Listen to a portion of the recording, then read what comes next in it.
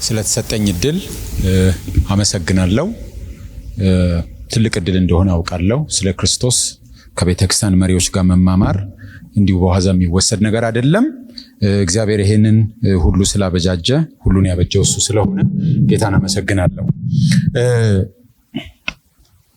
አሁን በመካከላችን ካሉ ክፍተቶች መካከል አንደኛውን ርዕሰ ጉዳይ አሁንም አነሳለሁ።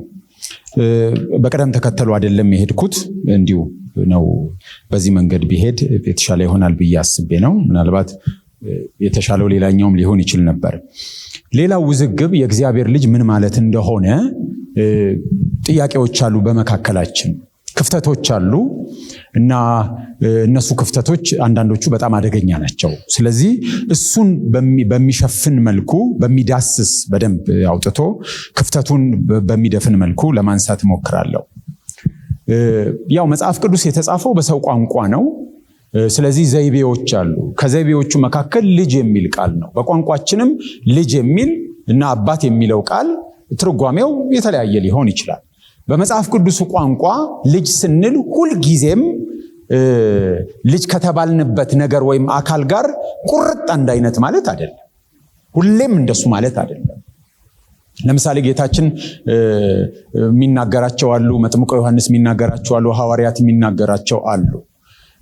እናንተ ከአባታችሁ ከዲያብሎስ ናችሁ ይላቸዋል። የዲያብሎስ ልጆች ናችሁ ሲላቸው የሆኑ ትንንሽ ዲያብሎሶች፣ ግልገል ዲያብሎሶች ማለት አይደለም አይደል? ማለት አይደለም አይደል? እርግጠኛ ነኝ። በቃ ሲመረመሩ ዲኤንኤያቸው በቃ ቁጭ ዲያብሎስን ማለት አይደለም። የሆነ ከዲያብሎስ ጋር የሚጋሩት የሚገልጡት ጠባይ አለ ማለት ነው። ዮሐንስ መጥምቁ የፉኝት ልጆች አላቸው። ሰዎች ናቸው። ፉኝት ማለት ያው እባብ ነው አይደል? እባቦች አልነበሩም፣ ሰዎች፣ በሁለት እግራቸው መሄዱ ሰዎች ናቸው። ፉኝት ደግሞ እንደምታውቁት በሆዱ ነው የሚሳበው። ስለዚህ ቁጭ እባብን ማለት አይደለም፣ ግን የሆነ የእባብ ካራክተር አላቸው። ስለዚህ ልጅ ማለት ሁልጊዜ ልጅ ከተባልንበት ነገር ጋር አንድ አይነት ማለት አይደለም። ሁልጊዜ አይደለም ስል ኳሊፋይ እያረኩ ነው። የሚሆንባቸው ኮንቴክስቶች አሉ። ስለዚህ ሁሌም አንድ አይነት ማለት አይደለም። የኢየሩሳሌም ልጆች ይላቸዋል። ምን ማለት ነው? የብርሃን ልጆች ይላቸዋል። ምን ማለት ነው ስንል ልጅ የሚለው ቃል ከኮንቴክስት ትርጓሜው ሊለያይ እንደሚችል ከዚህ መረዳት እንችላለን። ስለዚህ ልጅ የሚል ቦታ ባገኘን ቁጥር ልጅ ከተባለበት ነገር ጋር አንድ አይነት ነው ብለን መበየን አንችልም። ይህንን ካልን በኋላ አንዳንዱ እንዲያውም ረቂቅ ስለሆነ ልናመሳስልም እንችል። የቁጣ ልጅ ምን ማለት ነው? ቁጣ ምን ይመስላል? የቁጣ ልጅ ምን ማለት ነው?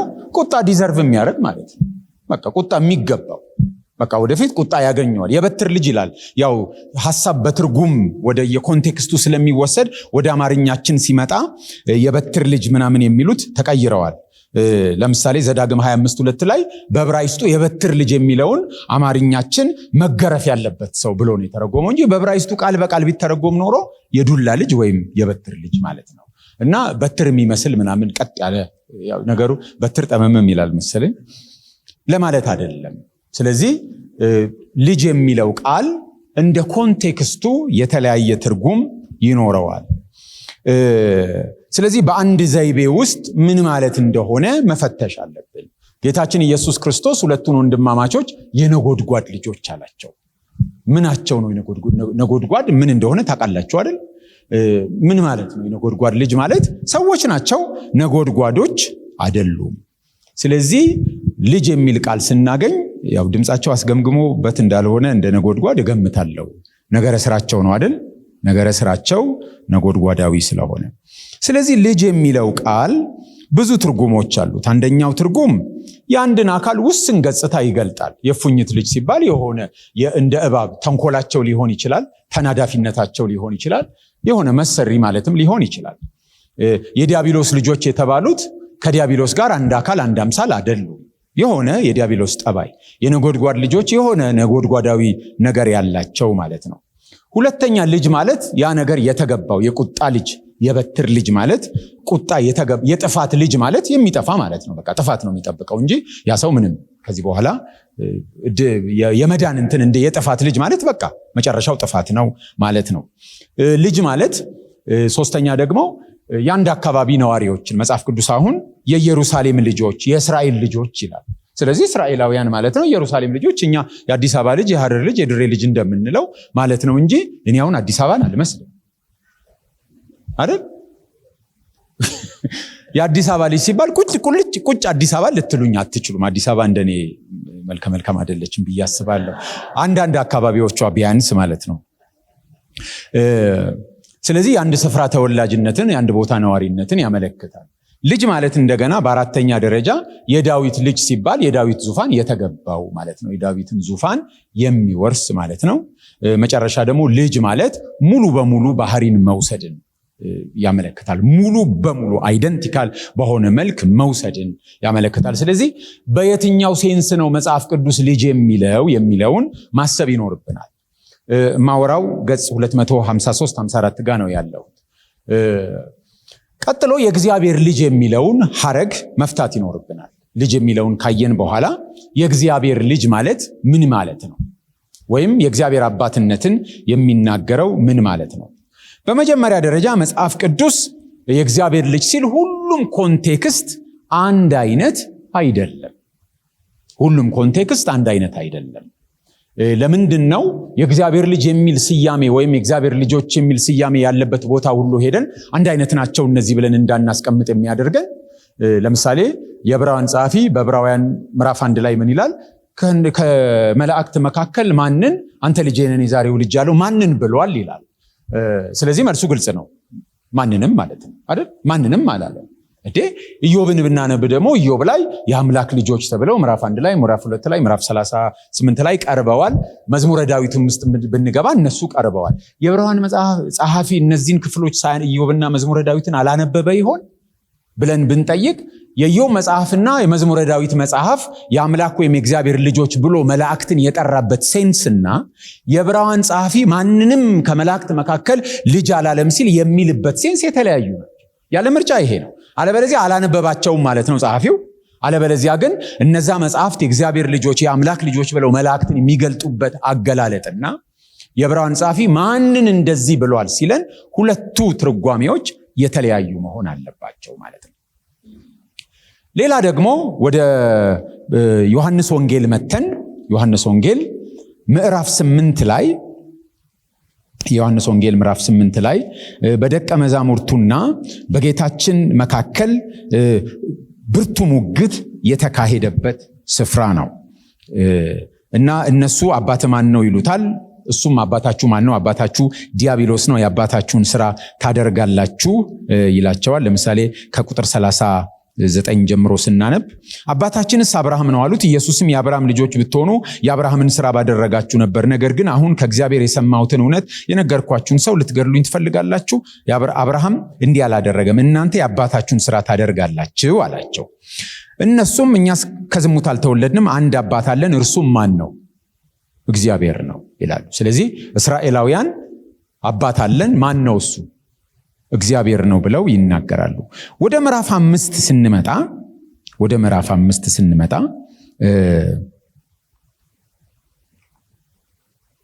ዮሐንስ ወንጌል ምዕራፍ 5 ቁጥር 18 እንግዲህ ሰንበትን ስለሻረ ብቻ አይደለም፣ ነገር ግን ራሱን ከእግዚአብሔር ጋር አስተካክሎ እግዚአብሔር አባቴ ነው ስላለ ስለዚህ አይሁድ ሊገድሉት አብዝተው ይፈልጉ ነበር። ለምንድን ነው ሊገድሉት የፈለጉት? እግዚአብሔር አባቴ ነው ስላለ። ከዛ ይሄንን ያብራራል። እግዚአብሔር አባቴ ነው ሲል ራሱን ከእግዚአብሔር ጋር አስተካክሎ፣ ስለዚህ ጌታችን አባቴ ነው ሲል ራሱን ከእግዚአብሔር ጋር አስተካክሎ በመሆኑ ሊገድሉት ይፈልጉ ነበር። ምዕራፍ 8 ላይ ስንደርስ ግን እነሱ ራሳቸው አንድ አባት አለን፣ እሱም ማን ነው? እግዚአብሔር ነው።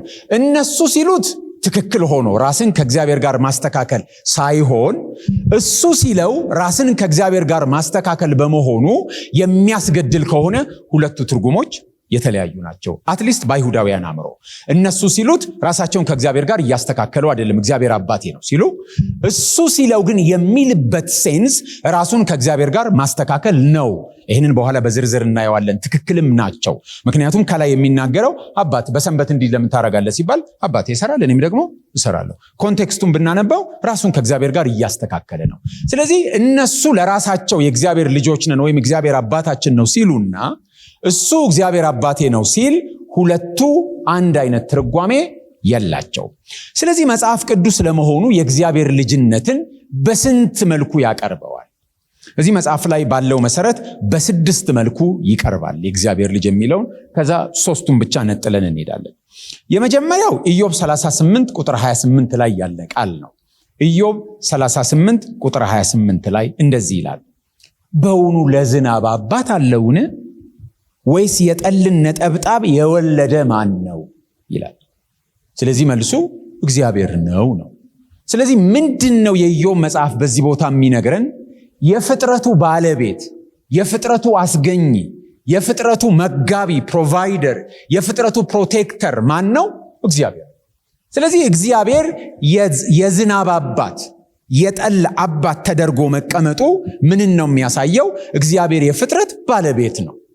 አባት ነው ማለት ባለቤት ነው። አንዳንድ ጊዜ ልጆቻችን ውሻ ምናምን ሲያዩ አባቱ ማን ነው ይሉናል እና አባቱን እናሳያቸዋል። ሰውየው ማለት ነው። ማለት የውሻው ባለቤት ማን ነው ማለታቸው ነው። አባቱ ማን ነው ይላሉ እና ካልገባቸው ኦፌንድድ ልትሆኑ ትችላላችሁ። ምን ማለት ነው? ባለቤት ማለት ነው። በቃ ባለቤት ማለት ነው። እግዚአብሔር የፍጥረቱ ባለቤት ነው። ምድርና ሞላዋ የማን ናት? የእግዚአብሔር።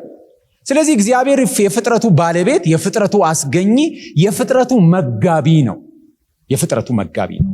በክፎችም በማያመሰግኑም ላይ ፀሐዩን የሚያወጣው ዝናቡን የሚያዘንበው እሱ ነው። ባለቤቱ እሱ ነው። ስለዚህ መጽሐፍ ቅዱስ እንደዚህ ሲል ጠልን የወለደ ማን ነው? ዝናብ አባት አለውን ሲል የእግዚአብሔርን የሁሉ አባትነት የፍጥረት ባለቤትነት ያሳያል። አይ ቲንክ በሉቃስ ወንጌል ምዕራፍ 3 ላይ ወንጌላዊ ሉቃስ ስለ ጌታችን የዘር ግንድ ሲጽፍ ወደኋላ ሄዶ አዳም ጋር ደርሶ አዳም የእግዚአብሔር ልጅ ሲል የእግዚአብሔርን ምንድን ነው የሚያሳየው? ፈጣሪነት፣ ባለቤትነት፣ መጋቢነት ነው የሚያሳየው። ስለዚህ ፍጥረት ሁሉ በዚህ ሴንስ ኢን ኳሊፋይድ ሴንስ ፍጥረት ሁሉ የእግዚአብሔር ልጅ ነው ማለት እንችላለን። በምን ሴንስ? የእግዚአብሔርን የሁሉ ፈጣሪነት። ከእግዚአብሔር ውጭ የፈጠረ ሌላ አለ? የለም። ከእግዚአብሔር ውጭ ፍጥረቱን የሚጠብቅ አለ? የለም። ከእግዚአብሔር ውጭ ፍጥረቱን የሚመግብ አለ? የለም። ስለዚህ መጽሐፍ ቅዱስ በጥቂት ቦታዎች ላይ በዚህ ሴንስ የእግዚአብሔርን አባትነት ይናገራል። ግን መጽሐፍ ቅዱስ ይህንን ሐሳብ በስፋት ዲስከስ አያደርገውም። አንድ ሁለት ቦታዎች ላይ ኢንዲኬሽን ሰጥቶት ያልፈዋል። ስለዚህ የእኛም ኢንፋሲስ እንደዛ ነው መሆን ያለበት። ሁለተኛ ቅድም እንዳልኩት መላእክት የአምላክ ወይም የእግዚአብሔር ልጆች የኤሎሂም ልጆች ተብለው በኢዮብ ምዕራፍ 1 ላይ፣ ኢዮብ ምዕራፍ 2 ላይ፣ ኢዮብ ምዕራፍ 38 ላይ፣ መዝሙር 29፣ መዝሙር 82 እና መዝሙር 89 ላይ ቀርበዋል። ስለዚህ የአምላክ ልጆች ከተባሉ ምኖች ናቸው? መላእክት ናቸው። ኢዮብን ስናነብ መላእክት አይለንም። አዲሱ ትርጉም መላእክት ብሎ ያስቀምጠልናል። ግን የድሮን ትርጉም ስናነብ እነሆ የአምላክ ልጆች መጡ ተሰበሰቡ ሲል ምን ማለት ነው? መላእክት ተሰበሰቡ ማለት ነው። በቃ ሌላ ምንም ትርጉም የምንሰጠው አይደለም። ቀለል ተብለው ወደ ተተረጉሙ ሌሎች አማራጭ ቨርሽኖች ስንሄድ ይተረጉሙልናል። መላእክት ተሰበሰቡ በመካከላቸውም ሰይጣን ነበር ብሎ ይነግረናል። ስለዚህ የአምላክ ልጆች ከተባለ መልአክ ማለት ነው። በእነዚህ 6 ስፍራዎች ላይ ከኢዮብ 3 ስፍራዎች ከመዝሙረ ዳዊት 3 ስፍራዎች ጠቅሻለሁ። ሶስተኛ ልጅ የሚለው ቃል እግዚአብሔር ለአንድ ዓላማ ለአንድ ዕቅድ መምረጡን ነው የሚያሳየው። አሕዛብ ሁሉ ነበሩ። በዘፍጥረት 12 ላይ አብርሃምን ሲመርጠው ምድር ሁሉ የኔ ናትና ብሎ አብርሃምን መረጠው። ስለዚህ አብርሃም የተመረጠው ለምንድን ነው? ምድር ሁሉ የእርሱ ስለሆነች እና ለማን ማለት ነው? ለምድር ሁሉ ነው የመረጠው። ስለዚህ አብርሃም የተጠራው ለራሱ ነው ወይስ ለምድር ነው? ለአንድ ወገን ለአንድ ሕዝብ ብቻ ነው ወይስ ጠቅላላ ለምድር ነው ብለን ስናስብ እግዚአብሔር እየሰራ ያለው በክርስቶስ በኋላ የጠቀለለውን ዓለም በአብርሃም ነው አይደል ያሰበው? አንድን ወገን አንድን ሕዝብን አምጥቶ ለምድር ሁሉ ሕዝቡን በማምጣት ሊታደግ እንዳሰበ ነው የሚነግረን። ከዛ በኋላ ግን የሆነው ምንድን ነው? እግዚአብሔር እስራኤልን በጣም ብዙ መመሪያዎች ነው የሰጣት።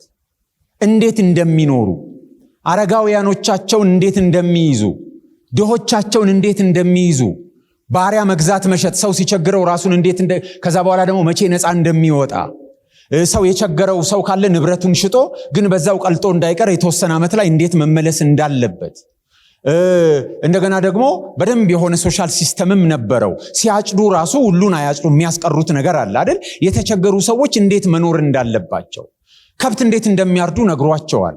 አለባበሳቸውን ነግሯቸዋል። ዘር እንዴት እንደሚዘሩ፣ እርሻቸው ምን መምሰል እንዳለበት ነግሯቸዋል። መቼ መቼ ማረፍ እንዳለባቸው ነግሯል። በጣም ብዙ ነገር ነው የነገራቸው። ለምንድን ነው እግዚአብሔር እንደዚህ የነገራቸው? ስለ ድሆች ስለማሰብ ለምንድን ነው የነገራቸው? እግዚአብሔር እስራኤልን የጠራት ለዓለም ሁሉ ሞዴል እንድትሆን። እግዚአብሔርን ማምለክ ምን ያስገኛል? ጎረቤቶቻቸው አሁን እንዲህ ሊያዩ ይችላሉ። የእግዚአብሔር ሐሳብ እንደሱ ነው። ጎረቤቶቻቸው አረጋውያንን ማምረት የማይችሉትን ይጥላሉ ብለን እናስብ። ድሃ በቃ ካልሰራ አትብላ በቃ ተብሎ ይተዋል። ምንም ሰፖርት የሚደረግበት ሲስተም የለም። እስራኤልን ሲመለከቱ ግን የተለየ ሲስተም ነው። ሲያጭዱ የሚተዉት ነገር አለ። ለድሆች ለምንድን ነው እንደሚያረጉት? እግዚአብሔር አምላካቸው ስለሆነ። እንደገና ደግሞ ከመካከላቸው ሰው ሲቸግረው ምን ያረጋል? አራጣ አይበደርም። አራጣ ማበደር ክልክል ነው። እንዴት አራጣ ታበደራለህ? እንዴት ነው ታዲያ የሚኖሩት? ለምንድን ነው አራጣ የማያበድሩት? ጥሩ የቢዝነስ አጋጣሚ ነው ሲባል እግዚአብሔር አምላካቸው ያህዌን ነው የሚያመልኩት። ታዲያ ሰው ሲቸግረው ምን ያረጋል?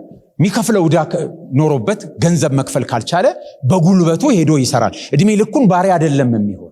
ሄዶ በጉልበቱ ይሰራና ከስንት ዓመት በኋላ 7 ዓመት ኢዮቤልዩ አስቶ ምን ይሆናል? ይመለሳል። ባለቤቱ ደግሞ እዛ ዝም ብሎ አይደለም የሚያስቀምጠው፣ ልጅ ድሮ ያስቀምጠዋል በደንብ አድርጎ ተንከባክቦ። ከዛ መጨረሻ ላይ ምርጫ ይሰጠዋል። በዛ በድህነት ከምትኖር እዚህ ከምትኖር ሲባል አይ እዚህ እኖራለሁ ካለ ጆሮውን ተበስቶ ይቀጥላል። 6 ቀን ይሰራና ደግሞ በሰባተኛው ቀን ቤተሰብ ይጠይቃል፣ ያርፋል፣ እግዚአብሔርን ያመልካል፣ የጥሞና ጊዜ ይሆንለታል። እርሻቸው ሄዶ 49 ዓመት ላይ በቃ ማረፍ አለበት። መሬቱም የበለጠ ምን እንዲያደርግ ምርት እንዲያስገኝና ይተውታል መሬቱን። ግን ደግሞ አይራቡም፣ እግዚአብሔር ይባርክላቸዋል። እንዴት ነው 1 ዓመት ሙሉ ቂሎች ናቸው እንዴ የማያርሱት? ለምንድን ነው የተዉት? መሬቱ እንዲሆን ማን ነው እግዚአብሔር አምላካቸው። ኧረ ጉድ! ስለዚህ እያንዳንዱ የኑሮ ሲስተማቸው አቅመ ደካማ የሚደገፍበት፣ ፍትህም ድንበር አያልፍም። ፍትህ ራሱ አይን ስለ አይን ነው። በዚህ ዘመን አይን ብታጠፋ መጥፋት አለብን። ምክንያቱም ሲበቀል አይንን አጥፍቶ አይደለም የሚመለስ። በነገራችን ላይ ገደብ ነው፣ ምህረት ጭምር እንደሆነ ታውቃላችሁ። የሰው አይን ያጠፋ ሰው በበቀል ዘርማን ዘሩን ሁሉ ሊያጠፋ ሊገለው ይችላል። ግን ህጉ የሚፈቅደው ከዚህ አታልፍም፣ የተደረገብህ ነው፣ ከዚህ አታልፍም ተብሎ ድንበር ያስቀምጥለታል። ስለዚህ ጥርስም ከሰበርክ ጥርስ ነው፣ ከዛ ውጭ ምንም ማለፍ አትችልም። በቃ ስለዚህ ጀስቲሱንም ሲያዩት ምኑ የሚገርም ህዝብ ነው፣ እንዴት ነው የሚኖሩት ብለው ለምንድን ነው እንዲሆኑት? እግዚአብሔር አምላካቸው ስለሆነ ነው። ታዲያ ለምን ይህን እግዚአብሔር አንከተልም እንዴ? ደግሞ ንጉሥ የላቸውም፣ እንዴት ነው የሚኖሩት? እግዚአብሔር ንጉሳቸው ነው። ይሄ ነበር የእግዚአብሔር ኢንቴንሽን። እንዴት መኖር እንዳለባቸው ዘሌዋውያን ላይ ስታነቡ አምላክ እግዚአብሔር ቅዱስ ነውና እርሻን እንዲያርግ። የእግዚአብሔር ቅዱስና ከእርሻ ጋር ምን ያገናኛል? አምላክ ቅዱስ ነውና አረጋውያንን መጻተኛ ነበርክና መጻተኞችን ደግፍ። ለምን አንተም በግብጽ ሞኞች ናቸው እንዴ ስደተኛ እየመጣ እየሰበሰቡ የሚያዝኑት? ለምንድን ነው? ያህዌን ስለሚያመልኩ ነው። ስለዚህ እግዚአብሔር ሞዴል ነበር ያስቀመጠው፣ ማሳያ። ሰዎቹ ግን ምን ሆኑ? እንደ አሕዛብ መኖር አማራቸው። እንደ አሕዛብ ንጉሥ አማራቸው። እንደ አሕዛብ ብዙ ሚስት ማግባት አማራቸው። እንደ አሕዛብ ባሮቻቸውን በነፃ መልቀቅ አልፈለጉም። ከወንድሞቻቸው በአራጣ ማበደር አማራቸው። እንደ አሕዛብ ነው። ለድሆች፣ ለችግረኞች፣ ለአቅመ ደካሞች አያዝኑም። አረመኔዎች ሆኑ። በሰንበት አያርፉም፣ በሰንበት ይነግዳሉ። በብዙ መንገድ እግዚአብሔር ሲፈልጋቸው እነሱ የሚፈልጉት እንዴት ነው? እንደ አሕዛብ ነው። የእግዚአብሔርን ማሳያ እኮ ነው። በቃ ምንድነው ፕሮቶታይፕ የሚባለው ሰርቶ ሌላው ምርት ሁሉ እንዲሆናል የተባለውን እያጨናቀፉ እነሱ ምንድነው ደስ የሚላቸው? እኛ ከአሕዛብ ሁሉ የተለየ። ፎከሳቸው ለዓለም መድረስ ሳይሆን ፎከሳቸው እነሱ ላይ ሆኑ። አንዳንዴ እኛም እንደሱ እንመስላለን። ፎከሳችን እኛ ላይ ብቻ ይሆናል። እኛ እንጂ ለሌላው ማሳየት እግዚአብሔርን ክርስቶስን ለሌላው ማሳየት ጠፍቶብን ምቾታችን፣ አሪፍ ነገራችን፣ ስኬታችን ብቻ ይሆናል ፎከሳችን። እንደሱ ሲሆኑ እግዚአብሔር ምን አደረገ? አይ እስራኤል በጠቅላላ እስራኤል አይደለችም አለ እግዚአብሔር። ስለዚህ ምን አለ? እኔ ቅሬታዎችን ሬምናንትስን ወይም ደግሞ ትሩፋንን ነው እንጂ የምፈልገው ደሆል እስራኤል አይደለችም ብሎ እግዚአብሔር ወሰነ። ከዛ በኋላ ትሩፋን መጽሐፍ ቅዱስ ውስጥ በጣም በብዙ ስፍራዎች ውስጥ ነው የምናየው። በጣም በብዙ ስፍራዎች እግዚአብሔር ትሩፋንን ማስቀረት ጀመረ። ኢሳይያስ እንዲያውም ሲናገር ምን አለ? ጌታ ጸባዖት ባያስቀርልን ኖሮ ምን በሆንን ነበር አለ። እንደ ሰዶም እንደ ገሞራ። ኤልያስ ብቻ ይንቀርቻለሁ ሲል የለም 7000 ሰዎችን አስቀምጫለሁ። እውነተኛ እስራኤል እነሱ ናቸው። እስራኤል በጠቅላላ እስራኤል አይደለችም። እውነተኛ እስራኤል የእግዚአብሔርን ጽድቅ የእግዚአብሔርን መልካምነት የሚፈልጉ የሚኖሩ እግዚአብሔር እንደሚፈልገው ለሌላው እግዚአብሔርን ማሳየት የሚችሉ ብቻ እነሱ እስራኤላውያን ናቸው አለ። አካሄዷ የእስራኤል ቁልቁል ነው። እንዴት ነው የሆነው? መጀመሪያ ሲጠራቸው እንዳለ የካህናት መንግስት ብሎ the whole nation። ግን ከጥቂት በኋላ ያየነው the whole መሆኑ ይቀርና ከመካከላቸው አንዱ ለነሱ ሆነ። የታሰበው ሌዊ ለጠቅላላው እስራኤል የሆነውን እስራኤል ለጠቅላላው ዓለም እንድትሆን ነበር የታሰበው። ግን ምን ሆነ ማለት ነው? ሽሪንክ አደረገና ለዓለም እንዲሆኑ ከተጠሩት መካከል አንዱን መርጦ ለነሱ አረገ። ሌዊን የመረጠው በምንድነው? ፌል ስላደረጉ ነው አይደል? የወርቅ ጥጃው ጋር ነው ያ ምርጫ የተካሄደው እንጂ የእግዚአብሔር ኦሪጂናል ሐሳብ ኦሪጂናል ኢንቴንሽን ይሄ አልነበር። እግዚአብሔር ያሰበው ደሆል እስራኤልን ነበር ሌዊ ለእስራኤል እንደሆነ ለማድረግ አስቦ የነበረው። ሐዋርያው ጳውሎስ በሮሜ 9:6 ላይ እንደሚለው ነው ከእስራኤል የሚወለዱ ሁሉ እስራኤል አይደሉም። ከእስራኤል የሚወለዱ ሁሉ እስራኤል አይደሉም። የሰራዊት ጌታ እግዚአብሔር ዘርን ባያስቀርልን ኖሮ እንደ ሰዶም በሆንን እንደ ገሞራም በመሰልን ነበር ኢሳይያስ 1:9። ሌሎችም የመጽሐፍ ቅዱስ ክፍሎች ይናገራሉ። ስለዚህ እግዚአብሔር እስራኤልን እንደ ሰዶም እንደ ገሞራ እንዳያጠፋት ያደረገው በምንድን ነው? ከመካከላቸው ሬምናንትስን ትሩፋንን፣ በአዲሱ መደበኛ ትርጉም የድሮ ቅሬታ ይለዋል፣ ትሩፋንን አስቀረና እውነተኛ እስራኤልን በአዲስ መልክ ለመስራት እስራኤልን በአዲስ መልክ ለማበጀት እርሾ እነዚህ እስራኤል ናቸው። ሬምናንቶቹ እስራኤልንም ይወክላሉ፣ እስራኤልንም ያድሳሉ። ስለዚህ እነሱ ይመለሳሉ ነው የሚለው። ግን ደግሞ እንደዚህ አልቀጠለም። አሁን ከጠቅላላ አሕዛብ እስራኤልን መረጠ፣ ከእስራኤል ደግሞ ትሩፋንን መረጠ። ከዛ በኋላ ደግሞ ኢሳይያስን ስናነበው ለእስራኤል የተሰጠውን ሚና ለትሩፋኑ የተሰጠውን ሚና ለአንድ ኢንዲቪጁዋል እንደሆነ መናገር ይጀምራል። በኢሳይያስ ቴዎሎጂካል ቋንቋ the suffering servant ወይም ስቅዩ ሎሌ የሚባለው suffering servant ብሎ አንድ ኢንዲቪጁዋል ያንን የትሩፋኑንና የጠቅላላውን የእስራኤልን ስራ እንደሚናገር በ5 ሰፋፊ ክፍሎች ላይ መጽሐፍ ቅዱስ በተለይ ኢሳይያስ በዚህ ጉዳይ በጣም ሻርፕ ነው ይናገራል። አንዳንድ ትንቢቶችን ስናይ ቀጥታ ለእስራኤል የተሰጠውን ለአንድ ኢንዲቪጁዋል ይናገራል። ለምሳሌ ኢሳይያስ 42:1 ላይ ኢሳይያስ 42:1 ላይ ያለሁት ገጽ 264 ላይ ነው። ኢሳይያስ 42:1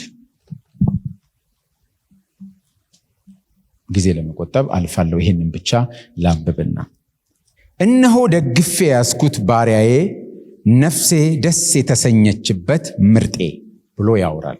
ስለ ኢንዲቪጁዋል ነው የሚያወራው ወይስ ስለ ብዙ ብለን ብንጠይቅ የሚያወራው ስለ ኢንዲቪጁዋል ነው የሚያወራው። ስለ ኢንዲቪጁዋል ነው የሚያወራው። ቁጥር 8 እና 9ን ስንመለከት ደግሞ ለመላው እስራኤል ይባላል። ይሄ ባሪያዬ ወይም አገልጋዬ የሚለው 49:3 ላይ ያለው ለመላው እስራኤል በሌላ ስፍራ ይነገራል። ለአሕዛብ ብርሃን የሚለው ለመሲሁ 49:6 ላይ ሲነገር 42 ላይ ደግሞ ለመላው እስራኤል ተነግሮ ነበር። ከማህፀን የተጠራ የሚለው 49:1 ላይ ለመሲሁ ነው፣ 44 ላይ ደግሞ ለእስራኤል ነው የተነገረው። ስለዚህ ምን ሆነ ማለት ነው? ለመላው እስራኤል ተሰጥቶ የነበረው ለትሩፋኑ ተሰጥቶ የነበረው እውነተኛ እስራኤልነት ለማን ሆነ? ትሩፋኑን ፌል ስላደረጉ ለአንዱ ኢንዲቪጁዋል ነው የሆነው። ይህንን በደንብ ለማየት ነቢዩ ኢሳይያስ የሚያወራውን ኢሳይያስ 42 እና ማቴዎስ 12 እናያለን። ኢሳይያስ 42 እንደዚህ ይላል፣ እነሆ ደግፌ ያስኩት ባሪያዬ ነፍሴ ደስ የተሰኘችበት ምርጤ በእርሱ ላይ መንፈሴን አድርጌአለሁ። እርሱም ለአሕዛብ ፍርድን ያወጣል። አይጮህም፣ ቃሉንም አያነሳም፣ ድምፁንም በሜዳ አያሰማም። የተቀጠቀጠን ሸምበቆ አይሰብርም፣ የሚጤስንም ክር አያጠፋም። በእውነት ፍርድን ያወጣል፣ በምድርም ፍርድን እስኪያደርግ ድረስ ይበራል እንጂ አይጠፋም። አሕዛብን በስሙ ይታመናሉ። ይህንን ማቴዎስ 12 እነሆ የመረጥኩት ብላቴናዬ ነፍሴ ደስ የተሰኘችበት ወዳጄ፣ መንፈሴን በእርሱ ላይ ያኖራለሁ። ፍርድንም ለአሕዛብ ያወራል፣ አይከራከርም፣ አይጮህም፣ ድምፁንም በአደባባይ የሚሰማ የለም። ፍርድን ድል ለመንሳት እስኪያወጣ የተቀጠቀጠን ሸምበቆ አይሰብርም፣ የሚጤስን የጧፍ ክር አያጠፋም። አሕዛብም በስሙ ተስፋ ያደርጋሉ። ስለዚህ ለእስራኤል ተሰጥቶ ለትሩፋን ተሰጥቶ የነበረው አሁን ለማን ሆነ ማለት ነው? ለአንድ ኢንዲቪጁዋል ነው የሆነው። ከዛ ጌታ ኢየሱስ ሲናገር እንዲህ አለ፣ እውነተኛ የወይን ግንድ እኔ ነኝ አለ። ለምንድን ነው እውነተኛ ብሎ ኳሊፋይ ያደረገው? የወይን ግንድ የማን ምሳሌ ነው? የእስራኤል ምሳሌ ነው አይደል? ከግብፅ ያወጣትና ያመጣት የወይን ዘር ጥሩ ቦታ ላይ የተከላት የኮተኮታት ያረማት አጥር ያጠረላት ለመሆኑ ለወይኔ ያላደረኩላት ምንድን ነው ግን ኮምጣጣ ፍሬ ታፈራለች ብሎ የተናገረላት ብዙ የመጽሐፍ ቅዱስ ክፍሎች ላይ ስለ እስራኤል የወይን ግንድነት መዝሙረ ዳዊት፣ ኢሳይያስ፣ ኤርምያስ፣ ሕዝቅኤል በፉትኖት አስቀምጫለሁ። ብዙ ጥቅሶች ተቀምጠዋል። እስራኤል የወይን ግንድ ናት። ግን ምን አይነት ግንድ ናት? የተበላሸች የወይን ግንድ ናት። ስለዚህ ምን አለ? እውነተኛ የወይን ግንድ እኔ ነኝ። ስለዚህ እውነተኛ እስራኤል እኔ ነኝ። እስራኤል ፌል አርጋለች። እስራኤል ዓላማዋን ስታለች። ለዓለም ብርሃን መሆን ሲገባት፣ ለዓለም መድረስ ሲገባት ስላላሳካች አሁን እስራኤልን ወክዬ እውነተኛ እስራኤል ሆኜ የመጣሁት እውነተኛ የወይን ግንድ እኔ ነኝ። ምርጤ ይላል የተመረጥኩ እኔ ነኝ። ለአንድ ዓላማ፣ ለአንድ ዕቅድ፣ ለዓለም እግዚአብሔርን ለመግለጥ የተመረጥኩት እኔ ነኝ ነው እያለ ያለው። ማቴዎስም የሚነግረን እሱን ስለሆነ ማለት ነው። ስለዚህ የእግዚአብሔር ልጅ የተባለችው እስራኤል ስትወድቅ እውነተኛ እስራኤል ሆኖ ክርስቶስ መጣ። ይህንን በተለይ ሐዋርያው ማቴዎስ በደንብ አድርጎ ነው የሚያብራራው። እውነተኛ እስራኤል መሆኑን ለማሳየት የዘር ግንዱን ሲጀምር የክርስቶስን ከአብርሃም ይጀምርና ወደ ክርስቶስ ይመጣል። ከዛ ያለውን አይጠቅሰውም። ለምን? እውነተኛ እስራኤል ሆኖ የመጣው ክርስቶስ በመሆኑ። እነሆ ልጄን ከግብፅ ጠራሁት ተብሎ በሆሴ የተጻፈውን ይጠቅስና የክርስቶስን መምጣት የእስራኤልም ከግብፅ መውጣት ጋር አገናኝቶ እሱ ነው ይላል። ምክንያቱም ክርስቶስ እውነተኛ እስራኤል ነው። እስራኤል ከግብፅ እንደወጣች እሱ ከግብፅ ልጄን ጠራሁት የሚለው የተፈጸመ መሆኑን ነው የሚነግረን። ሌሎችም ክፍሎች ላይ ሐዋርያው ማቴዎስ ደጋግሞ ይናገራል። ክርስቶስ በምድር ላይ የገለጠው እውነተኛ እስራኤልነቱን ጭምር ነው። እስራኤል የእግዚአብሔር ልጅ እንደነበረች ክርስቶስም የእግዚአብሔር ልጅ ነው። ስለዚህ በዚህ ሴንስ የእግዚአብሔር ልጅ ሲባል ምን ማለት ነው? እውነተኛ እስራኤል ማለት ነው። እስራኤል 40 ዓመት በምድረ በዳ ተፈተነች፣ ወደቀች። ክርስቶስ ያንን ሪፕሬዘንት በሚያደርግ መልኩ 40 ቀን በምድረ በዳ ተፈተነ፣ ፈተናውን አለፈ። ሊጠመቅ ሲመጣ ዮሐንስ እኔ በአንተ ልጠመቅ እንጂ አንተ በእኔ ልትጠመቅ አይገባም አለው። እስራኤልን ወክሎ ነው የተጠመቀው። እውነተኛው እስራኤል እሱ ነው። እስራኤል እንዴት እንደተጠመቀች በምድረ በዳ ቀርበዋል። ከአለቱ ከውሃው ብሎ ሐዋርያው ጳውሎስ ይናገርና አለቱ ክርስቶስ ነበር። አንዱን መንፈሳዊ ጥምቀት ተጠመቁ፣ አንዱን መንፈሳዊ መብል በሉ እያለ ክርስቶስ እንደሆነ ይናገራል። ያንን ደግሞ አሁን ክርስቶስ ራሱ በሰውነቱ ሲፈጽመው ነው የምንመለከተው። ስለዚህ ብዙ ጥቅሶች አሉ፣ እዛው ዝርዝሩን ማየት ትችላላችሁ። ኢቭን ክርስቶስ ሲፈተን የመለሰው መልስ እስራኤል በምድረ በዳ ስትፈተን መመለስና መግለጥ የነበረባት መልስ ነው። አንዱን ለምሳሌ አየዋለሁ። ዘዳግም 8 ከ2-3 እንደዚህ ለእስራኤል እንዲህ ነው የተነገረው። ዘዳግም 8 ከ2-3 ገጽ 268 ላይ ነኝ። አምላክ እግዚአብሔር ይፈትን ዘንድ በልብህም ያለውን ትእዛዙን ትጠብቅ ወይ አትጠብቅ እንደሆነ ያውቅ ዘንድ ሊያስጨንቅ በእነዚህ በ40 ዓመታት በምድረ በዳ የመራህን መንገድ ሁሉ አስብ። ሰውም በእግዚአብሔር አፍ በሚወጣ ነገር ሁሉ በሕይወት እንዲኖር እንጂ ሰው በእንጀራ ብቻ እንዳይኖር ያስታውቅ ዘንድ አስጨነቀ፣ አስራበ። ሲፈተን በሰይጣን ይህን ጥቅስ ነው የተናገረው። ለማን ነው? ለእስራኤል ነበር የተሰጠው። እስራኤል ስትፈተን የተፈተነችበት ምክንያት ይሄ ነው። እሱ ሲፈተን ይሄንን ነው። ጌታ አምላክ አትፈታተነው የሚለውንም ብታነቡ ማሳ ተብሎ በሚጠራው ቦታ እንዳደረጋችሁት አይነት እግዚአብሔር አምላካችሁን አትፈታተኑ ተብሎ ለእስራኤል ነው ጌታ አምላክን አትፈታተነው ተብሏል ብሎ የሚጠቅሰው። ስለዚህ ለእስራኤል የቀረበ ፈተና ነው። ድጋሚ ለሱ ቀረበ፣ አስራበ። ሰው በእንጀራ ብቻ እንደማይኖር ታውቅ ዘንድ እሱም ተራበ። የመለሰው መልስ ያንኑ ነው። ስለዚህ ፈተናዎቹን ሁሉ የምናየው እስራኤልን ሪፕሬዘንት አድርጎ ይቆማል። ስለዚህ በዚህ ሴንስ በዚህ አውድ ኢየሱስ ክርስቶስ የእግዚአብሔር ልጅ ነው ማለት ምን ማለት ነው? ኢየሱስ እውነተኛ እስራኤል ነው ማለት ነው። ስለዚህ ለእስራኤል ተሰጥቶ የነበረው ሚሽን ለማን ነው የተሰጠው? ለክርስቶስ ነው። የሚቀጥለው ምዕራፍ ላይ እንደምታዩት መጽሐፉ ምዕራፍ 9 ላይ ይሄ እዚህ ጋር ደግሞ አልቆመም። ከሰፊ አሕዛብ ወደ እስራኤል፣ ከእስራኤል ወደ ትሩፋን፣ ከትሩፋን ወደ አንድ ግለሰብ የሄደው ተመልሶ ደግሞ እንደገና እየሰፋ ይሄዳል። መጀመሪያ 12 ነገድ ሰዎችን መረጠ። ለምን? አዲስ እስራኤልን እያበጀ ነበረ። 12 ነገዶችን 12 ግለሰቦችን የመረጠው ሐዋርያትን አዲስ እስራኤልን እየመሰረተ ስለነበረ ነው። ከዛ ደግሞ ከ12ቱ ወዴት ቀጠለ? ያመኑ በሙሉ ሐዋርያው ጳውሎስ ሮሜ 9 ላይ እንደሚነግረን ከእስራኤል የተወለዱ ሁሉ እስራኤል አይደሉ። አሁን እስራኤል የምንሆነው በምንድን ነው? በማመን ነው። ስለዚህ እየሰፋች እንደገና መጣችና መጀመሪያ አብርሃምን መርጦ እስራኤልን ሲመርጥ ለዓለም ለመድረስ አስበው የነበረው የእግዚአብሔር ሚሽን አልተቀየረም። ያው እንደገና ተመልሶ ለዓለም ደረሰ። እስራኤል ተጠላ አይደለም። እስራኤልን ወክሎ እውነተኛ እስራኤል ሆኖ በመጣው በክርስቶስ ሐዋርያቱም እስራኤላውያን እንደነበሩ እንዳትረሱ፣ እንደ ሬምናንትስ ልትወስዷቸው ትችላላችሁ። ስለዚህ እስራኤልን በአዲስ መልክ ሼፕ አደረገ። ስለዚህ የእግዚአብሔር ልጅ ማለት በዚህ ሴንስ እውነተኛ እስራኤል ማለት ነው። የእግዚአብሔር ልጆች ነን። እውነተኛ ምኖች ነን? እስራኤል ነን። እስራኤል በመንፈስ እኛ ነን። ሁለተኛ የእግዚአብሔር ልጅ የሚለው ትርጓሜ ቅድም ባየነው ትርጓሜ ውስጥ ንጉስ ማለት ነው ብለናል።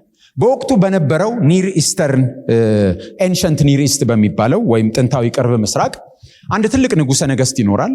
ከስሩ ንጉሶች ይኖራሉ። ስለዚህ እነሱ ንጉሶች የታላቁ ንጉሰ ነገስት ልጆች ይባላሉ። በኤንሸንት ኒር ኢስት ይሄ በእስራኤል ብቻ የነበረ አይደለም። እዛ አካባቢ በነበሩ ኤንሸንት ኒር ኢስት ማለት ሰማው ያውኑን ሚድል ኢስት ልንወስድ እንችላለን።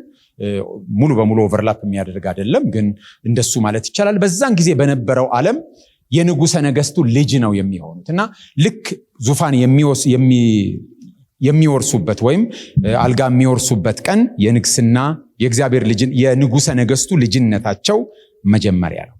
ይህንን እሳቤ መዝሙር 89 እንደዚህ ይነግረናል። ከሕዝቤ የተመረጠውን ከፍ ከፍ አደረግኩ፣ ባሪያዬን ዳዊትን አገኘሁት፣ ቅዱስ ዘይትም ቀባሁት። እጄም ትረዳዋለች፣ ክንዴም ታጸናዋለች። ጠላት በእርሱ ላይ አይጠቀምም፣ የአመፃ ልጅም መከራ አይጨምርበትም። ጠላቶቹን ከፊቱ አጠፋለሁ፣ የሚጠሉትንም አዋርዳቸዋለሁ ካለ በኋላ እርሱ አባቴ ነህ፣ አምላኬም መድኃኒቴም መጠጊያ ይላል። እኔም ደግሞ በኩሬ አደርገዋለሁ፣ ከምድር ነገስታትም ከፍ ይላል። አሁን ቅድም እስራኤል የበኩር ልጅ ናት ብለናል። አሁንም በኩር ነው ያለው። መቼም ኤቭሪ ልጅ በኩር አይሆንም አይደል? ስለዚህ አሁን የእስራኤልን መጀመሪያ ህዝብን ሲመርጥ ባለው ሴንስ አይደለም ይሄ ማለት ነው። ስለ ሌላ በኩር ነው የሚያወራው። ስለዚህ አሁን ምን ማለት ነው? አስቀድሞ እግዚአብሔር ሳውልን መርጧል። ሳውል ግን እንደ እግዚአብሔር ሐሳብ አልኖረም። ስለዚህ ሌላ ንጉስ መርጦ አመጣና ከዚህ በኋላ ይሄ ንጉስ ምን ይሆነኛል? ልጄ ይሆናል። እኔ ምኑ ሆናለሁ? አባቱ ሆናለሁ ብሎ እግዚአብሔር ይናገራል። ይሄ ግን አስቀድሞ ለዳዊት ተነግሮ ነበረ።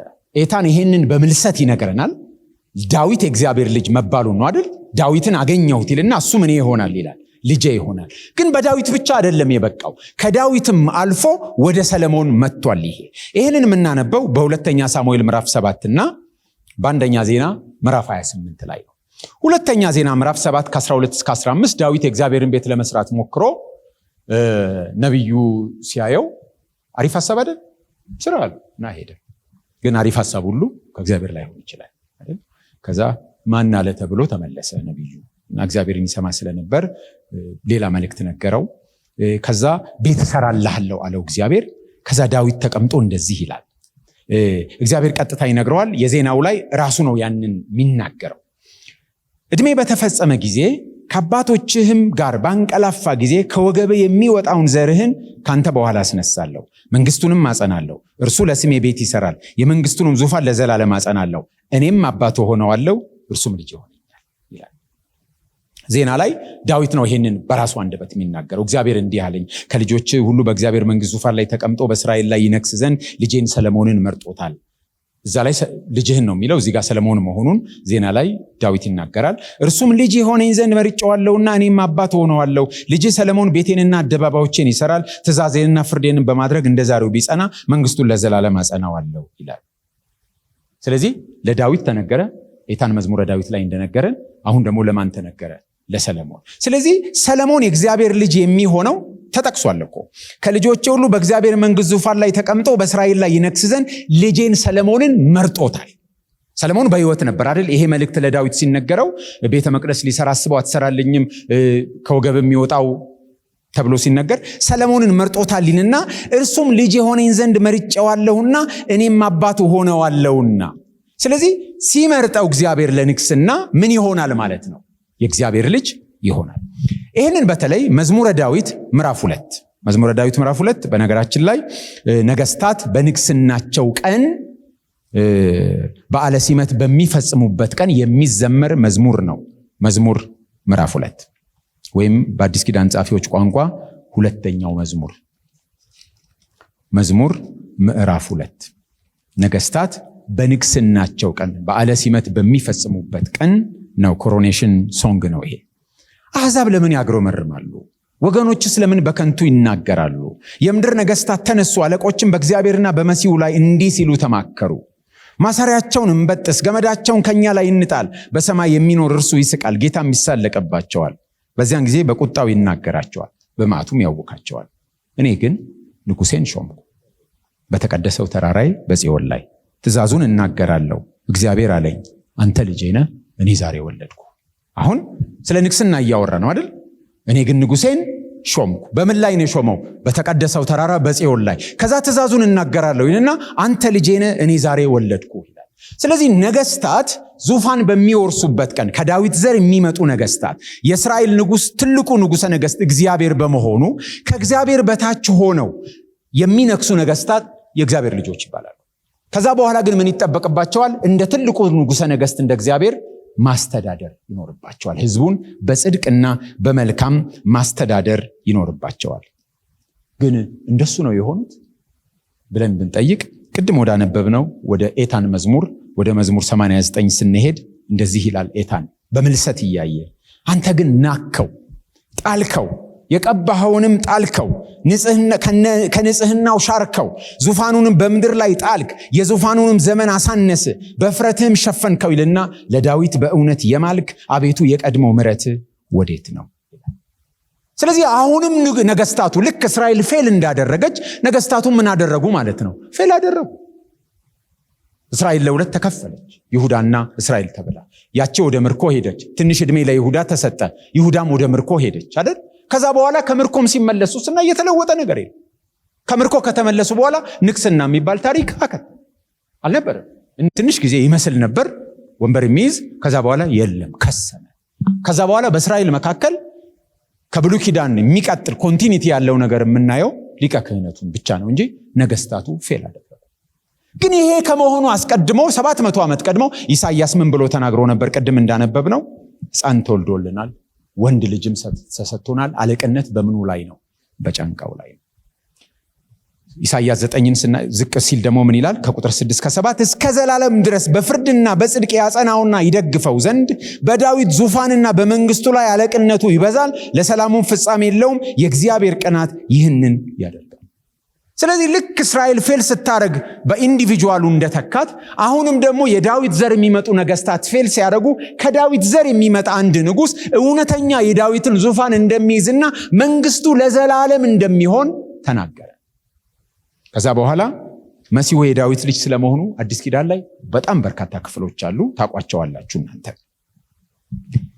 ትንቢትም ሲነገር ሉቃስ ምዕራፍ 1 ላይ እንደዚህ ይላል፣ እነሆ ትጸንሻለሽ፣ ወንድ ልጅም ትወልጃለሽ፣ ስሙንም ኢየሱስ ትይዋለሽ፣ እርሱም ታላቅ ይሆናል፣ የልዑልም ልጅ ይባላል። ጌታ አምላክም የአባቱን የዳዊትን ዙፋን ይሰጠዋል፣ በያዕቆብም ቤት ላይ ለዘላለም ይነግሣል፣ ለመንግስቱ መጨረሻ የለው። የአባቱን የዳዊትን ዙፋን ምን ያደርገዋል? ይሰጠዋል ነው። ሰብአ ሰገል ሊሰግዱለት ሲመጡ የተወለደው የአይሁድ ንጉስ ወዴት ነው? ልንሰግድለት መተናል ነው ያሉት። ጌታችን በአህያ ውርንጫ ተቀምጦ ወደ ኢየሩሳሌም ሲገባ እነሆ ንጉስሽ የዋህ ሆኖ በአህያ ውርንጫ በአህያይቱም ግልገል ላይ ተቀምጦ ወደ አንቺ ይመጣል ነው የሚለው።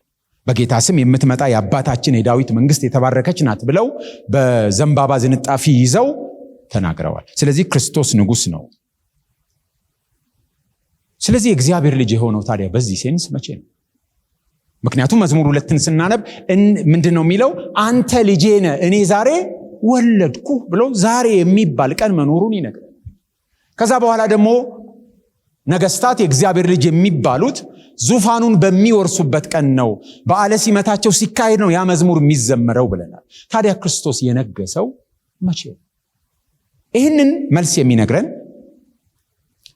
የሚነግረን ሐዋርያው ጳውሎስ ነው። በሐዋርያት ሥራ ምዕራፍ 13 ላይ በሐዋርያት ሥራ ምዕራፍ 13 ላይ ይህ ተስፋ ቁጥር 33 ሐዋርያት ሥራ 13:33 ገጽ 273 ላይ ነኝ። ይህን ተስፋ እግዚአብሔር በሁለተኛው መዝሙር 2 ማለት ነው ምዕራፍ 2 ደግሞ አንተ ልጄ ነህ እኔ ዛሬ ወለድኩ ተብሎ እንደተጻፈ ኢየሱስን አስነስቶ ለኛ ለልጆቻቸው ፈጽሟል። ስለዚህ አንተ ልጄ ነህ እኔ ዛሬ ወለድኩ የተፈጸመው መቼ ነው? በሐዋርያው ጳውሎስ ስብከት መሰረት ከሞት ሲነሳ። ከዛ በፊት ንጉስ አልነበረም ማለት አይደለም። ንግስናው ግን የውርደት የሾህ አክሊል ጭነው እንደ በትረ መንግስት እያላገጡ ሸምበቆ ወይም ቀርከሃ ይዘው ንጉሶ የመታ ማን ነው ብለው የሚሳለቁበት ንጉስ ነው።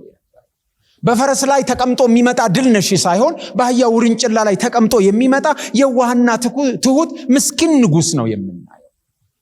ጲላጦስ ሲሰቅለው እነሆ የአይሁድ ንጉስ ብሎ እርቃኑን የተንጠለጠለ ንጉስ ነው የምናየው። ከትንሳኤው በኋላ ግን እንደሱ አይነት ንጉስ አይደለም። ማንም የሚያላግጥበት ንጉስ አይደለም። በአህያ ውርንጭላ ተቀምጦ የሚመጣ ንጉስ አይደለም። ከዛ በኋላ የምናየው ሌላ ነገር ነው የምናየው። ይህንን ሐዋርያው ጳውሎስ በሮሜ መልእክቱ ምዕራፍ 1 ከቁጥር 3 እስከ 4 ይነግረናል። በአዲስ ትርጉም አነበዋለሁ፣ ጽፌዋለሁ 274 ላይ ወንጌሉ ይላል የእግዚአብሔር ልጅ በሰብአዊነቱ በኩል ከዳዊት ዘር መወለዱን የሚያበስር ነው። እንዲሁም ጌታችን ኢየሱስ ክርስቶስ በቅድስናው መንፈስ ከሞት በመነሳቱ የእግዚአብሔር ልጅ መሆኑ በኃይል ታወቀ ይላል። ከዛ በፊት የእግዚአብሔር ልጅ አልነበረም? ነበር። ግን አሁን የእግዚአብሔር ልጅነቱ በምን ታወቀ? በኃይል ታወቀ። ከዛ በፊት በምን ነበር የሚታወቀው? በውርደት ነበር የሚታወቀው። ኢየሱስን ስታዩት የሆነ ስዕል ላይ እንደምናየው ብርሃን ጭንቅላቱ ላይ አታዩ ነበር። ባጠገባችሁ ቢያልፍ ካለፋችሁ በኋላ መለስ ብላችሁ እንድታዩት የሚያደርግ የሆነ መስህብ አልነበረውም። ደም ግባት ውበት አልነበረውም ይላል ኢሳይያስ ሲናገር። ከትንሳኤው በፊት ሲታይ ውጫዊ ነገሩ ተራ፣ ቤት የለሽ፣ ጓደኛ አልባ፣ ተጽዕኖ የሚያደርግበት ኃይል የሌለው ምስኪን ነበር የሚመስለው። ነገስታት ፊታቸው አቁመው የሚሳለቁበት ነበር የነበረው። እና ሄሮድስ እንደሱ ነበር ሲሳለቁበት የነበረው። ጲላጦስን ምን አለው? መንግስቴ ከዚህ ዓለም አይደለችም። መንግስቴ ከዚህ ዓለም ብትሆን ኖሮ ሌሎች ምን ያደርጉልኝ ነበር? ይዋጉልኝ ነበር አለ። ትንሳኤው ግን ይህንን ሁሉ ነው የቀየረው። የተነሳው ሞት ይይዘው ዘንድ አልቻለምና ይላል። ያሸነፈው ሞት ሊይዘው ስላልቻለ ነው። ስለዚህ ከዛ በኋላ ኢየሱስ ፓወርፉል ንጉስ ነው። ኢየሱስ ከዛ በኋላ ግርማ ሞገስ ያለው የሚያስፈራ፣ ሲናገር ቃሉ እንደ ነጎድጓድ የሚመጣ በአህያ ውርንጭላ ሳይሆን በአምባ ላይ ፈረስ ይላል ዮሐንስ በራእይ ላይ ሲናገር የሚመጣ ንጉስ ነው። ስለዚህ ትንሳኤው የእግዚአብሔር ልጅነቱ በኃይል የተገለጠበት ነው። ስለዚህ ኢየሱስ የእግዚአብሔር ልጅ ነው ስንል በዚህ ኮንቴክስት ምን እያልን ነው? እሱ ንጉስ ነው እያልን፣ ከዳዊት ዘር የሚመጣ የዳዊት ልጅ የሆነ ንጉስ ነው እያልን። ስለዚህ ሁልጊዜ እግዚአብሔር ልጅ ስናይ አምላክ ማለት ነው አንልም። ሁሌ እግዚአብሔር ልጅ የሚል ቃል ስናይ አንድ አይነት ነው፣ ግጥም ያለ ነው በቃ ማለት አንችልም። የእግዚአብሔር ልጅ የሚሉ ሐረጋት ሁሉ አዲስ ኪዳን ላይ ሁልጊዜም አምላክ ማለት አይደሉም። ንጉስ ማለት ናቸው። ሪል እስራኤል the true ኢዝራኤል ማለት ናቸው። ኮንቴክስታቸው ይወስነዋል። ሶስተኛው ይህንን ብለን እንዳንዘጋ ጌታ እንደዚህ ብሎ ጠየቀ። ማቴዎስ 22 ላይ ሌሎችም ወንጌላት ላይ ተናግረዋል። እነሆ ዳዊት ምንድን ነው መሲሁ ለዳዊት ምን ውለው አላቸው። ጌታ ጠላቶችን የእግር መረገጫ እስካደርግል ድረስ በቀኝ ተቀመጥ ብሏልና ምኑ ነው አሉ? ልጁ ነው አሉት። ከዛ ምን አላቸው? ልጁ ከሆነ እንዴት ዳዊት በመንፈስ ቅዱስ ጌታ ብሎ ይጠራዋል? ጌታው ከሆነ ደግሞ እንዴት ልጁ ይሆናል? አንድም ቃል እንኳ ይመልስለት ዘንድ የተቻለው የለም። ከዚያን ቀን ጀምሮ ወደፊት ማንም ሊጠይቀው አልደፈረም ነው ማቴዎስ። ስለዚህ የዳዊት ልጅ ነው ንጉስ ነው ብሎ ብቻ አያበቃም። የዳዊት ልጅ የሚለው መጠሪያ የምድራዊ ንግስና መለኪያ የማይበቃው የዳዊት ልጅ ተብሏል። ግን ደግሞ የዳዊት ምንድን ነው? ጌታ ነው። ልጁ ነው፣ እንደገና ምኑ ነው? ጌታ ነው። የዳዊትን ዙፋን ይወርሳል። ግን ለዳዊት ምኑ ነው? ጌታው ነው። ስለዚህ በዚህ ሴንስ የእግዚአብሔር ልጅ ማለት አምላክ ማለት ነው። የዳዊት ጌታ ማለት ነው። አለበለዚያ ጌታ ባይሆን ኖሮ ዳዊት ዝም ብሎ በስጋና በደም በመንፈስ ነው የሚለው። ዳዊት በመንፈስ ሆኖ ሲያየው ልጁ ምኑ ነው? ጌታው። ስለዚህ የእግዚአብሔር ልጅ ማለት አምላክ ማለት ነው። ይህንን ቅድም ያነበብነው ዮሐንስ ወንጌል ምዕራፍ 1 ላይ በቅፉ ያለው አምላክ የሆነው ልጁ የሚለው ወይም ሞኖጌነስ ቴዎስ የሚለው ቃል ይህንን ነው የሚነግረን። ሞኖጌነስ የሚለው የግሪኩ ቃል በአይነቱ ለየት ያለ ማለት ነው። እንግሊዘኛ ትርጉሙን እንዳለ አስቀምጫለሁ እና the only one of its kind ማለት ነው። ተቀዳሚም ተከታይም የሌለው ማለት ነው። በዚህ የእግዚአብሔር ልጅነቱ ኢየሱስ ክርስቶስ ቀዳሚም ተከታይም የለው፣ ብቻውን ነው። በአይነቱ የተለየ የእግዚአብሔር ልጅ ነው። ሐዋርያው ዮሐንስ ይህን ቃል ተጠቅሞ በ5 ቦታዎች ላይ ነው ሞኖጌነስ ቴዎስ፣ ሞኖጌነስ ሁዮስ እያለ የሚጠራው። በአይነቱ ልዩ የሆነ ልጅ እያለ በ5 ስፍራዎች፣ 4 በወንጌሉ 1 በመጀመሪያ መልእክቱ ላይ ያሳያል። ይሄም የኢየሱስን ዩኒክነስ ነው የሚገልጠው። በአይነቱ ልዩ የሆነ የእግዚአብሔር ልጅነቱ መጀመሪያም መጨረሻም የሌለው፣ ከአዳም የእግዚአብሔር ልጅነት የተለየ፣ ከመላእክት የእግዚአብሔር ልጅነት የተለየ፣ ከእስራኤል የእግዚአብሔር ልጅነት የተለየ፣ ከዳዊት የእግዚአብሔር ልጅነት የተለየ፣ በአይነቱ ልዩ የሆነ የእግዚአብሔር ልጅ መሆኑን ነው የሚነግረን። ተቀዳሚም የለውም፣ ተከታይም የለው።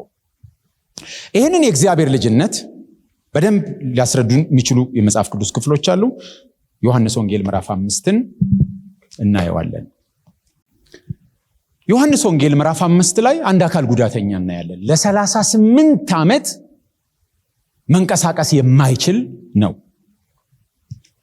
ከዛ በኋላ ጌታ ሄደና ምን አለው? ልትድን ትወዳለህ አለው። ሰውየው ብሶቱን ተናገረ።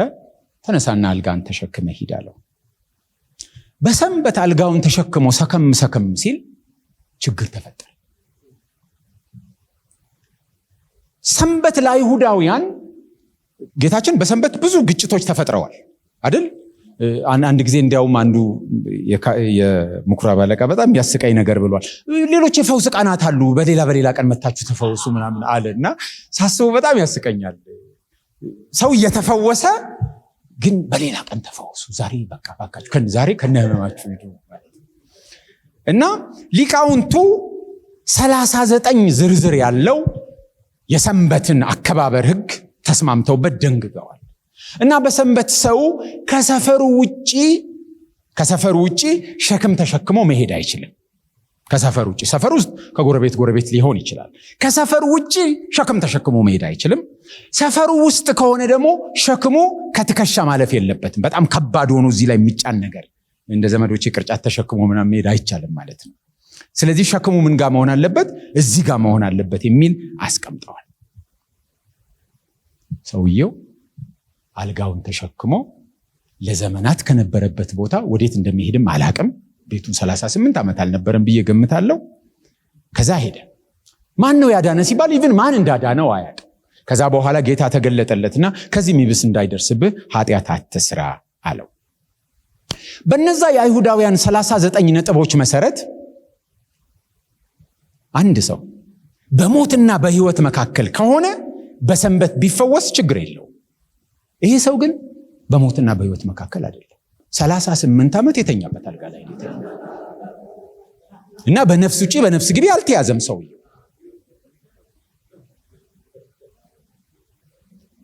ከዛ በጣም ተቆጡና ሲጠይቁት ጌታን የመለሰላቸው መልስ አባቴ እስከዛሬ ይሰራል፣ እኔም ደግሞ እሰራለሁ አላቸው። አሁን ኮንቴክስቱን ስናየው ነው የሚገባል። ምክንያቱም አንዳንድ ጊዜ ያንን ኮንቴክስት ሳናገኝ ስንቀር ኢቨን ተቃራኒ ትርጉም እንይዛለን። ለምሳሌ አሁን ስለ ጠፋው ልጅ ታሪክ እኛ ስንሰማና በወቅቱ ጌታ ሲናገር ይሰሙ የነበሩ አይሁድ ስሜታችን ተመሳሳይ አይደለም። እኛ ያለንበት ኮንቴክስት ልጅ አባቱን መቋቋሚያ ሰጠኝ ብሎ ተቀብሎ ይቋቋማል። ስለዚህ ምንም በተለይ በዌስቱ ምንም ነገር በቃ አይጎረብጣል። ለአይሁድ ግን ብትሞት ይሻለኛል ማለቱ። ስለዚህ ሰሚዎቹ እጢያቸው ዱብ ብሎ ነው የሚሰሙት። እኛ ግን ሪላክስ አድርገን ምንም ማለት ነው። ትርጉም በኮንቴክስት በጣም እዛ ባህር ማዶ ያለው ያው ነገር ስለሚያነሳው ነው። ውሃ ሲንቀሳቀስ የሚፈወሰው ሰው ማለት ነው። ታስታውስታላችሁ? ይሄ ሰው እና ይሰብካል ሰውየው እና ፓስተሩ ይሰብካል። አሜሪካዊ ነው፣ ያው ዩኬ ነው የነበርኩት። እና እየሰበከ የስብከቱን ሰፊ ጊዜ የያዘው የሚያብራራው ያ ውሃ ቢች አለመሆኑ ለማስረዳት፣ ቢች ይሄ መዝናኛ ፈታ የሚሉበት ቦታ እንዳልሆነ ለማስረዳት የማያመጣው ኤቪደንስ የለም። ምንድነው እንዲህ ግራ ገብቶኛል። እኛ የምናብራራው ሌላ ነገር ነው። እና ምን ድረስ አለ? ያ ማለት ወደ መስዋዕቱ ስፍራ በጎች ሲሄዱ ከነቆሻሻቸው በቃ የመጡት እንዲጸዱ በዛ ውሃ ውስጥ አልፈው ጸድተው ነው የሚያልፉት። ስለዚህ ውሃው ክርፋት አለው ምናምን እያለ ጥረቱ ውሃው መዝናኛ ቢች እንዳልሆነ የስብከቱ ግማሽ ይሄ ነው። ለእኔ ዌስት ኦፍ ታይም እንደ አንድ ኢትዮጵያዊ ውሃ ሳይኔም ይመጣልኝ ብቻ አይደለም አለ እንዴ አላውቅም። ሰውየው ደክሞ ቁጭ ብዬ ተገርሚያለሁና ፋይናሊ አያችሁ ትርጉም እንዴት እሱ ባያስረዳ ኖሮ ምዕመኑ ምንድነው የሚገባው? ቢች ዳር ቁጭ ብሎ ይጠብቃል። ለዚህ ነው ካልቸራል የሆነ ሂስቶሪካል የሆነ ሊትራሪ የሆነ ቃሉን እየወሰዱ ካልቸሩን ግምት ውስጥ ከተው የሚያበራሩ ኮሜንታሪዎች የሚያስፈልጉ። እነሱ ባይኖሩ በቃ የሚገባን እንደ አውዳችን ነው የሚገባንና እንስታለን። ለዚህ ነው በተጻፈባቸው እናት ቋንቋዎች መጽሐፍ ቅዱስን ማጥናት ሪፈር ማድረግ የሚያስፈልገው ኮንቴክስቱን ለማግኘት ነው። ስለዚህ በዛን ዘመን የነበሩ አይሁድ ምን ሙግት ነበራቸው? እግዚአብሔር ሰንበትን ያከብራል ወይስ አያከብራል? እና ጎራዎቹ ለሁለት ተከፍለዋል። አንዳንድ ማጣቀሻዎች የምታዩ ካላችሁ የሐለል ቤተሰብና ምናምን ተብሎ ሁለት ቤተሰብ፣ አንዱ በጣም አጠባቂ ነው፣ አንደኛው ደግሞ ሊብራል የሆነ አይነት ትርጓሜዎች አሉ። እና ሁለቱ አንደኛው ወገን እግዚአብሔር ሰንበትን ያከብራል ይላል፣ ሌላኛው ወገን እግዚአብሔር ሰንበትን አያከብርም ይላል። ግን ምንድነው የሚሉት? ሕጎቹ እንዳትረሱ፣ ሰው በሰፈሩ ውስጥ ከትከሻው የሚበልጥ ነገር መሸከም አይችልም። ሰው ከሰፈሩ ውጪ ምንም አይነት ሸክም መሸከም አይችልም። እግዚአብሔር ሰፈሩ የት ነው? አንደኛ ምድርና ሞላዋ አይደል? እኔ ምድርን የሞላው አይደለሁም ምን ይላል ኤርምያስ ላይ። ስለዚህ አንደኛው ወገን እግዚአብሔር ምንም ቢሸከም ዩኒቨርሱ ሰፈሩ ስለሆነ ከሰፈሩ አልወጣም ይላል። ሁለተኛ ደግሞ ምንም ቢሸከም ሰፈሩ ውስጥም ከትከሻው አይበልጥበትም፣ ምክንያቱም እግዚአብሔር ምንድን ነው? ታላቅ ነው። ስለዚህ ሰንበትን አይጠስም ብሎ ያስባል አንደኛው ወገን።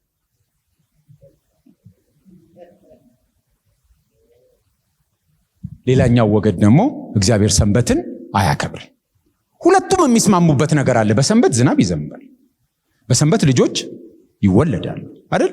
በሰንበት ዩኒቨርስ የሚደግፈው አጥቶ ኮላፕስ አያደርግም። ስለዚህ እግዚአብሔር በስራ ላይ ነው። ሁለቱም ይስማሙና ያ ስራ ግን ሰንበትን ማክበር ተብሎ ይተረጎማል ወይስ መጣስ ተብሎ ይተረጎማል እንጂ ሁለቱም ይህን ይስማሙና አንደኛው ወገን ያው ዩኒቨርሱ ሰፈሩ ስለሆነ ያንንም ቢያደርግ ሰንበትን አልጣሰም እያከበረ ነው ይላል።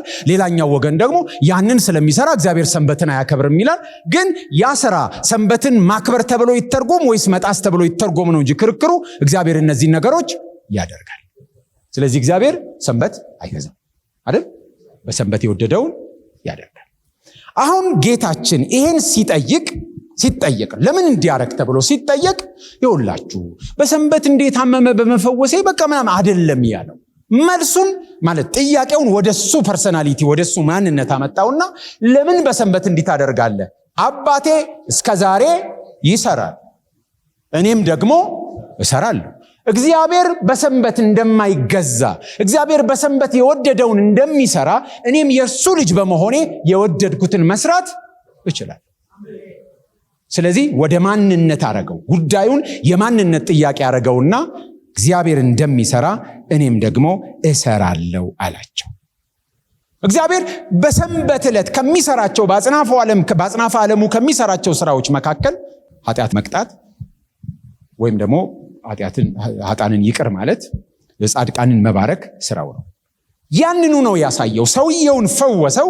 ሰውየውን ደግሞ ከዚህ የሚብስ እንዳይደርስብህ ብሎ ኃጢአቱ ይቅር እንደተባለ አሁን ግን በአግባቡ መኖር እንዳለበት ነገራቸው። ስለዚህ በሰንበት እየሰራም እግዚአብሔር ሰንበትን ከመሻር እንደማይቆጠርበት ሁሉ ኢየሱስ ክርስቶስም ሲሰራ ሰንበትን ከመሻር አይቆጠርበትም፣ ምክንያቱም የአባቱ ልጅ በመሆኑ ማለት ነው።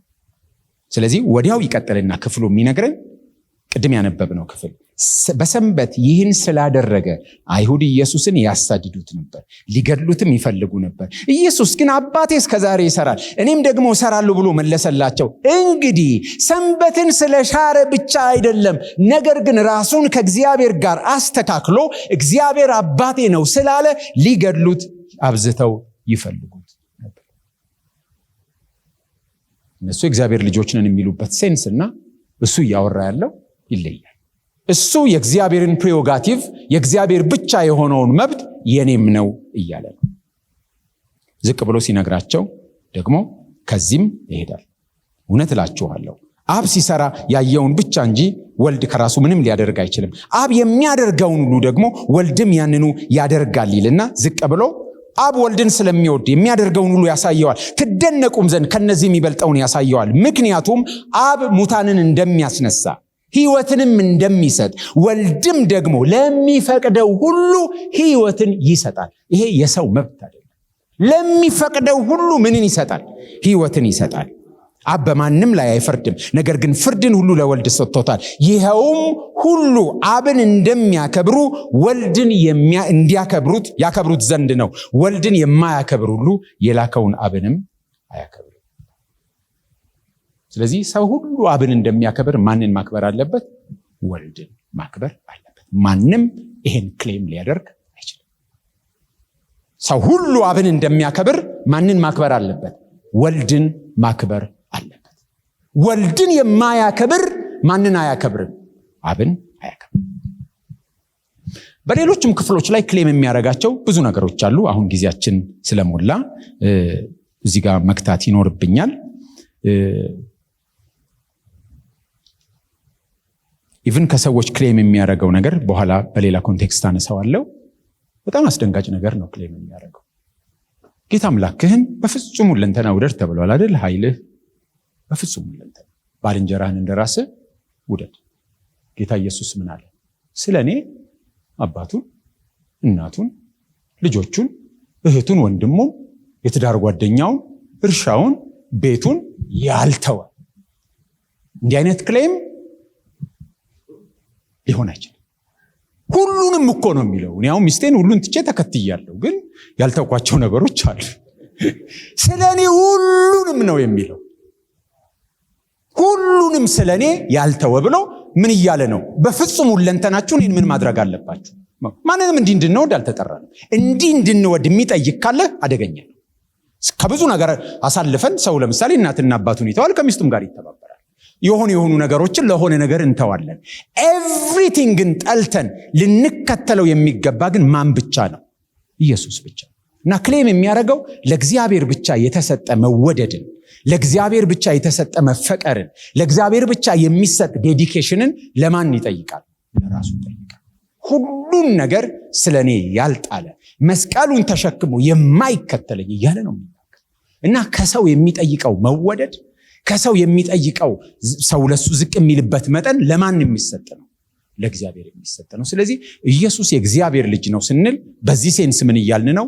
እሱ አምላክ ነው እያልን ነው። ከአብ በምንም ያልተናነሰ፣ በምንም የማያንስ ፉሊ ዲቫይን የሆነ ፉሊ ጋድ የሆነ ነው ኢየሱስ ክርስቶስ። ስለዚህ ይሄኛው የእግዚአብሔር ልጅነት እኛ የማንጋራው የእግዚአብሔር ልጅነት በዚህ ምድርም ከዚህ ምድር በኋላም ኢየሱስን ምን እናረጋለን? እናመልካለን። ሁሌም እያመለክን እንኖራለን። እሱ ምንድን ነው? አምላክ ነው። እኛ እሱን ምን የምናረግነን? የምናመልክነን። ስለዚህ የምንጋራው የእግዚአብሔር ልጅነት አለ። we are the true Israel። ሐዋርያው ጳውሎስም ሮሜ 9 ላይ የእስራኤልን የእግዚአብሔር ልጅነት ነው ለአማኞች የእግዚአብሔር ልጅነት ወስዶ የሰፋው።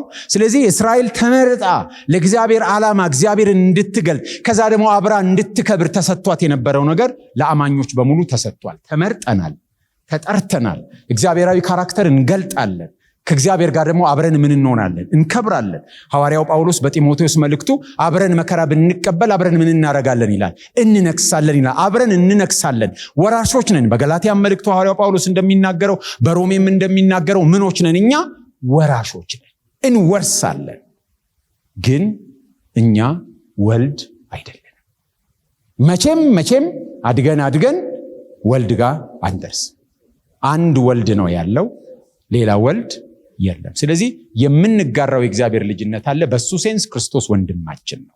የማንጋራው የእግዚአብሔር ልጅነት አለ። በሱ ሴንስ እሱ ጌታችን ነው፣ እኛ ባሪያዎቹ ነን። አሜን።